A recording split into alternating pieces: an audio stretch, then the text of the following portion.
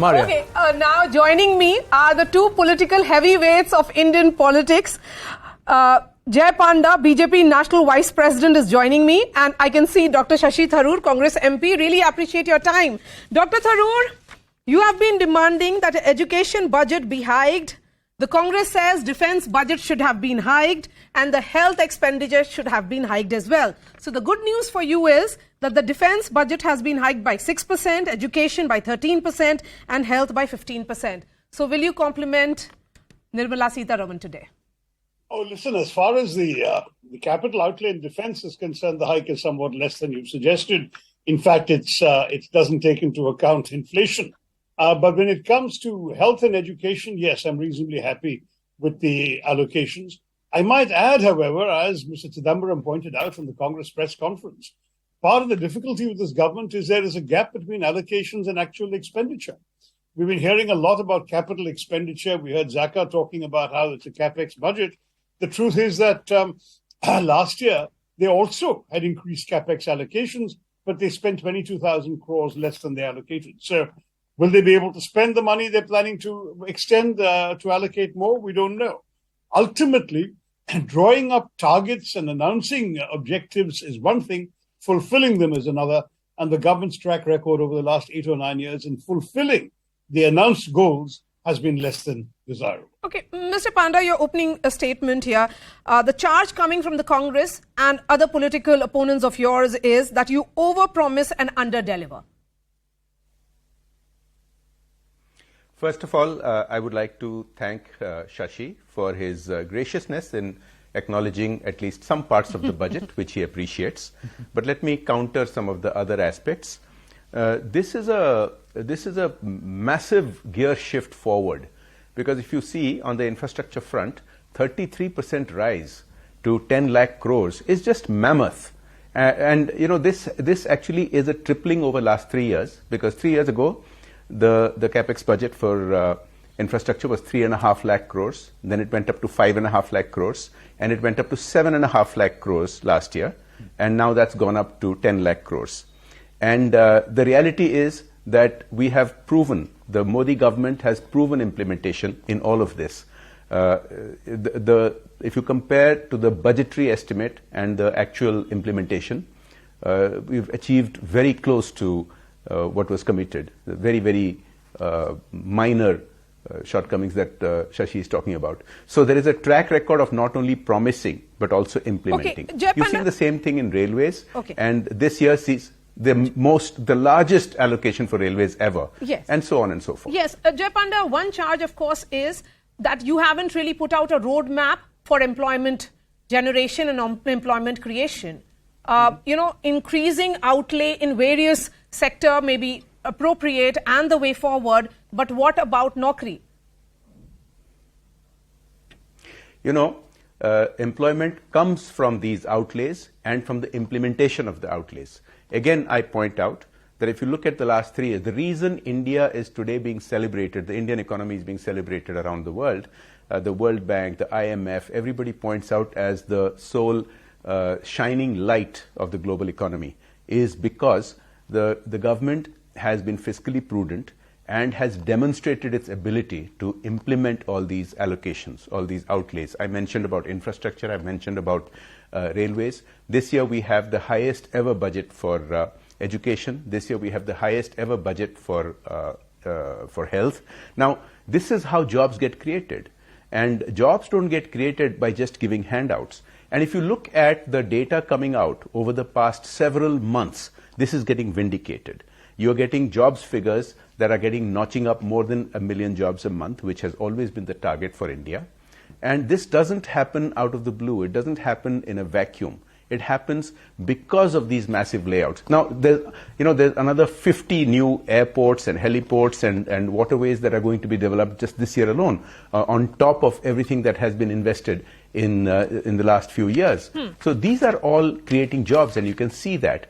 Jobs has always been a challenge in India. Okay. The recent figures coming on top of these investments over the last several years is very promising. Okay, Dr. Tharoor, you know, in a post-pandemic era, we had heard a lot from opposition leaders, all of them presenting a doomsday scenario for India, saying that, inflation will jump, there'll be joblessness, massive joblessness. But whatever said and done, the IMF and all the world bodies are saying certainly that India is the bright spot on the otherwise, very doomsday kind of a scenario as far as global economy is concerned. So, India rising from 10th to the 5th largest in the world in the past 9 years, that's certainly something that you'll compliment again. Yeah, though I must admit that that's a prediction that we frankly have been hearing even since UPA was in power. So we have fulfilled a prediction which was very much on the cards given natural growth in our economy. But let me come back to the specific points you and Jay made, Maria. First, on the question of unemployment. We have, unfortunately, as of December 2022, an incredibly high unemployment rate at 8.3%, according to the CMIE. And our youth unemployment is colossal. That is, young people between 19 to 29 is up at 16%, which is simply astonishing. It's even worse in my state of Kerala, where it's 40% youth unemployment. And the problem is many of these are educated and skilled people who don't have jobs. So that's a very serious problem. Unemployment is something that has not actually been tackled directly. It was not even mentioned in the finance minister's speech.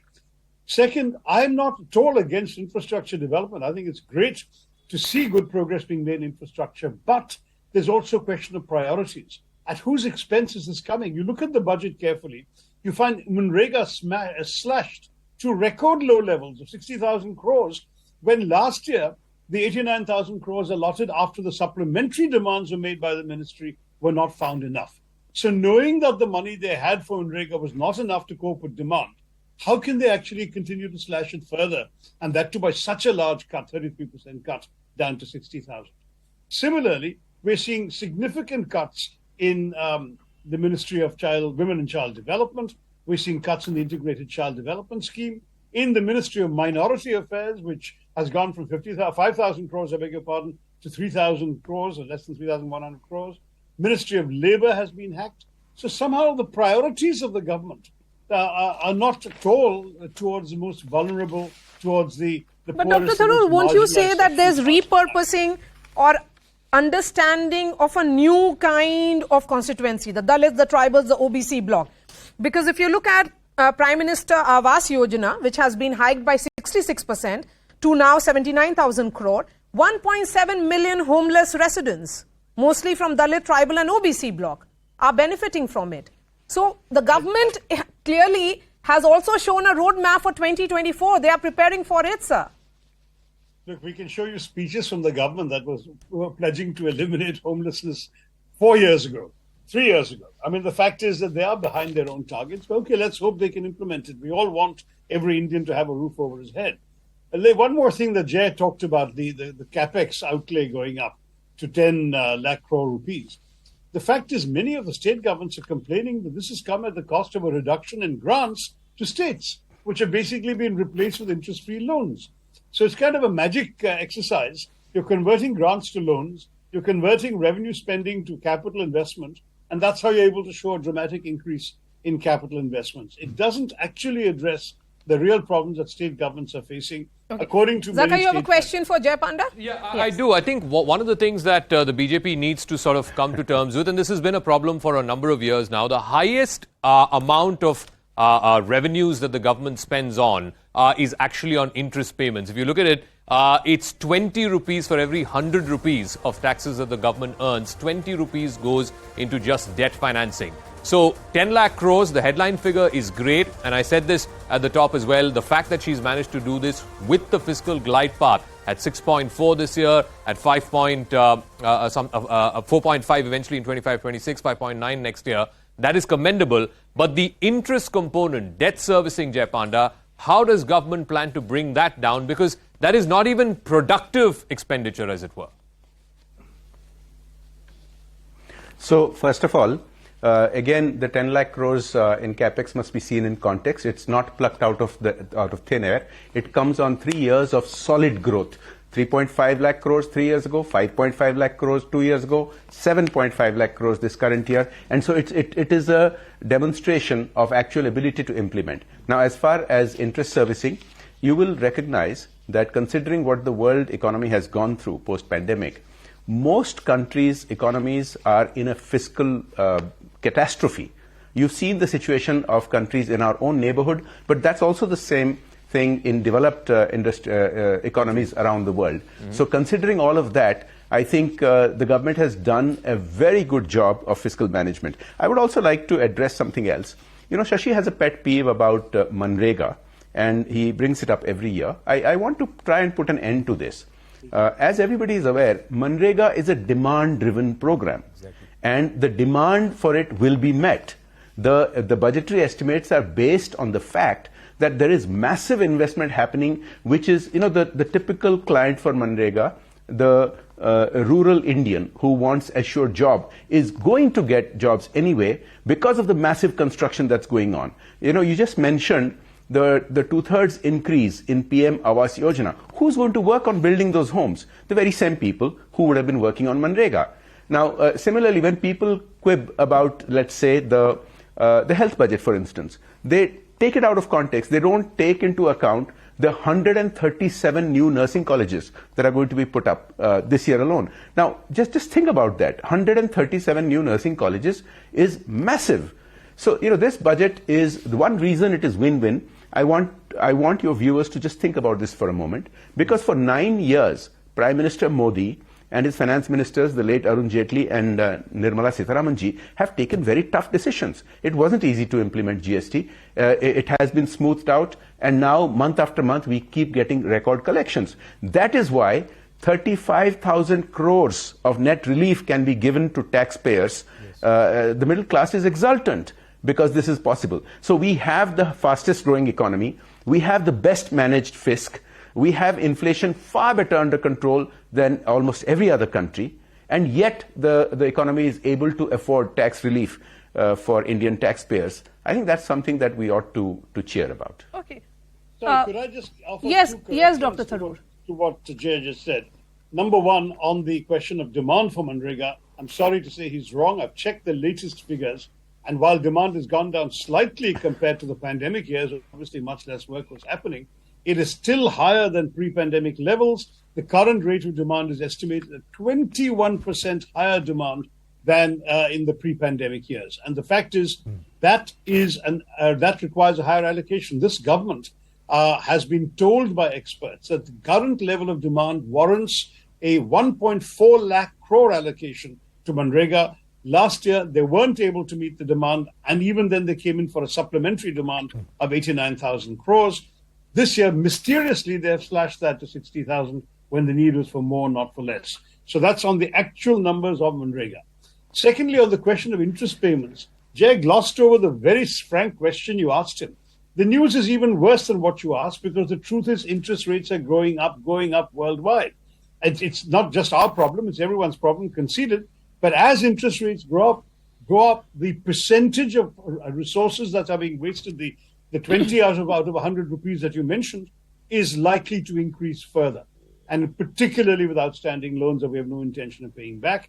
And don't forget that even the capex money we're talking about is money that is going for the most part as interest-free loans to states rather than as grants to states. So there are some real issues with these numbers here. I don't think we should have the eyes of the audience glazing over with too many numbers, but the fact is that these numbers are not quite what my good friend Jay is touting them out. Okay, a final word from you, Jay Panda, and then we end this discussion. Well,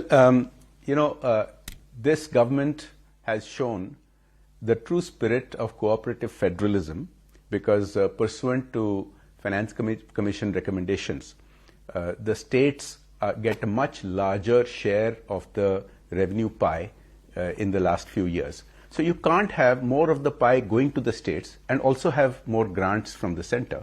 But what the center has done, from this 10 lakh crores, 1,30,000 crores is going as 50-year interest-free loans to the states. You can't really have it better than that. And these are all for great projects. These are for building housing for policemen and women. These are for building other facilities. Now, there was earlier mentioned by Shashi about minorities and other groups of people. The reality is the Sabka Saath, Sabka Vikas philosophy that the Prime Minister has been implementing through his government can be seen. Right. You know, the 9 crore households who have got drinking water doesn't discriminate against any section of society. Everybody gets it. The 2.2 lakh crores that have been transferred digitally to farmers doesn't discriminate against farmers of any section of society. Everybody gets it. I can go on and on. So the all-inclusive attitude of this government has seen all sections of society taken forward. Extreme poverty has fallen below 1%. Now, these are things that the world is celebrating. I think we in India, including our opposition members, ought to celebrate. All right, Dr. Shashi Tharoor and Jay Panda, always a pleasure to have you on my shows, and for this big budget face-off, thank you so much. Of course, this